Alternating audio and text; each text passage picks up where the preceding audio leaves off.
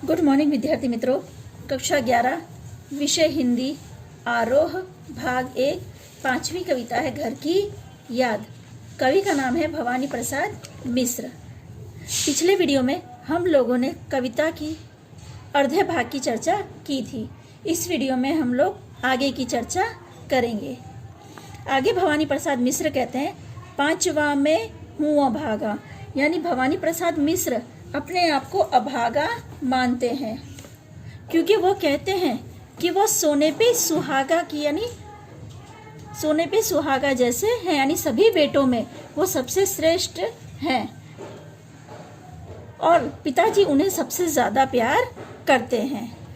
आज उनके स्वर्ण बेटे यानी वो कह रहे हैं कि जो उनके सोने के समान बेटे हैं वो उनके सामने उनके पिता के लिए तुच्छ हैं, क्योंकि उनके पिता भवानी प्रसाद मिश्र को सबसे अधिक प्यार करते हैं।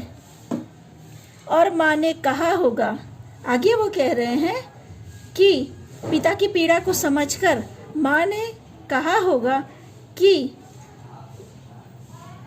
कठोर और ठोस मनोबल वाले पिता की आंखों में आंसू देख के माँ ने ऐसा कहा होगा, अरे आपके आंखों में आंसू, आंखों में किस लिए पानी, वहाँ अच्छा है भवानी। आगे वो समझाते हुए पिता को कह रही है कि भवानी तो वहाँ पर बहुत अच्छी तरह से होगा, उसकी चिंता करने की आवश्यकता नहीं। वह तुम्हारा मन समझकर और अपनापन समझकर गया है सो ठीक ही है, यह तुम्हारी लीक ही है। आगे वो कह रही हैं कि वो तुम्हारे मन को समझ चुका है, यानी उनकी माता उनके पिता को समझाते हुए कहती है कि भवानी वहाँ पर गया है तो वो अच्छी तरह से होगा। उसने सोचकर अपने परिवार की परंपरा के अनुसार कार्य किया है। यदि वो ऐसा ना करता, अपने दायित्व से मुंह मोड़ लेता, पाँव जो पीछे हटाता, कोख को मेरी लजाता, यानी माँ उसकी कह रही है। यहाँ पे भवानी प्रसाद मिश्र बता रहे हैं कि उनकी माँ उनके लिए कह रही है कि अगर मैं पीछे हट जाता तो मेरी माँ कहती कि मेरी कोख को तूने लजा दिया है। उनकी माँ कह रही है कि मुझे गर्व है कि उसने हमारे घर की परंपरा को बरकरार रखा है। आप मन को कमजोर ना करो। पिताजी ने कहा होगा, हाय कितना सहा होगा। कहा मैं रोता कहाँ हूँ, धीर में खोता कहाँ हूँ। आगे वो कह रही हैं कि उनके पिताजी अपने आप को धीरज बंधाते हुए कहते हैं माँ को समझाते हुए, अरे पगली मैं रो नहीं रहा हूँ और ना ही अपने धीरज को खो रहा हूँ। ऐसे कहते हुए उनके मन पे क्या बीता होगा यह तो पिता ही जानते हैं। आगे भवानी प्रसाद कहते हैं, हे सजीले हरे सावन, हे किसी के है कि मेरे पुण्य पावन, तुम बरस लो वो न बरसे, पांच वे को वो न तरसे। मैं मजे में हूँ सही है, घर नहीं हूँ बस यही है, किंतु यह बस बड़ा बस है, इसी बस से सब विरस है। आगे वो सावन को संबोधित कर रहे हैं, यानी भवानी प्रसाद मिश्र सावन को संबोधित करते हुए कहते हैं कि तुम पुण्य और पवित्र हो, तुम चाहे जितना बरसना हो बरस लो, पर मेरे माता पिता की आंखों से आंसू ना बरसे, वो मेरे लिए ना तरसे, यानी अपने पांचवे बेटे के लिए ना तरसे।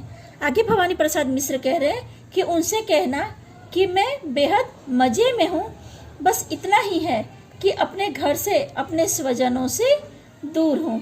इस दर्द को वो महसूस तो कर रहे हैं, इस बिछुड़न को वो भोग रहे हैं, पर वो अपने घर वालों को नहीं बताना चाहते हैं। किंतु उनसे ये न कहना, उन्हें देते धीर रहना, उन्हें कहना लिख रहा हूँ, उन्हें कहना पढ़ रहा हूँ। काम करता हूँ कि कहना, नाम करता हूँ कि कहना, चाहते हैं लोग कहना, मत करो कुछ शोक कहना। आगे वो अपने घर वालों को कह रहे हैं, यानी बादल को संबोधित करते हुए कह रहे हैं कि तुम उनसे कहना कि मैं लिख रहा हूँ और कहना कि मैं पढ़ रहा हूँ, यानी दोनों काम कर रहा हूँ। ऐसा काम कर रहा हूँ कि लोग उनको चाहने लगे हैं, उनका नाम होने लगा है।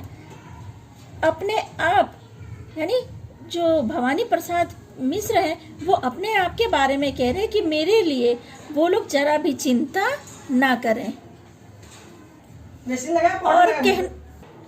और कहना मस्त हूँ मैं, काटने में व्यस्त हूँ मैं। वजन 70 शेर मेरा और भोजन ढेर मेरा। कूदता हूँ खेलता हूँ, दुख डटकर ठेलता हूँ। और कहना मस्त हूँ मैं, ये ना कहना अस्त हूँ मैं।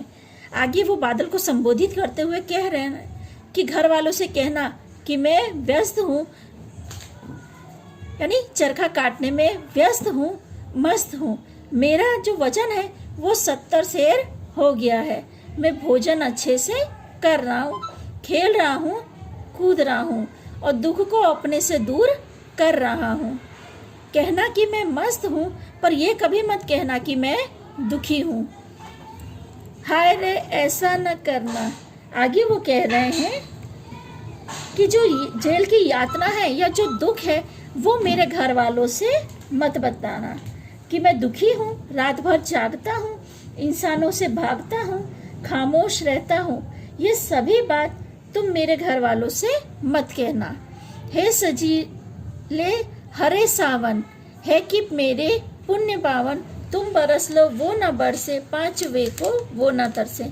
आगे वो कह रहे हैं कि तुम सब कुछ कहना कि मैं ठीक हूँ, अच्छी तरह से हूँ, खा पी रहा हूँ, चरखा काट रहा हूँ, खेलता हूँ, कूदता हूँ, पढ़ लिख रहा हूँ, सब कर रहा हूँ।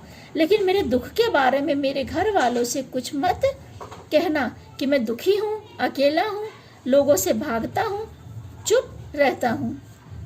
आखिरी में फिर वो सावन को संबोधित करते हैं कि हे सजीले सावन, हे पवित्र सावन, तुम भले बरसो पर मेरी याद में मेरे घर वाले ना बरसे ना तरसे, यानी उनकी आंखों से ना आंसू बहे, ना वो मुझे याद करें। ठीक है विद्यार्थी मित्रों, इसी के साथ कविता पूरी होती है। एक बार आप सभी कविता का वांचन कर लेना और भावार्थ भी सभी लोग एक बार अच्छे से याद कर लेना।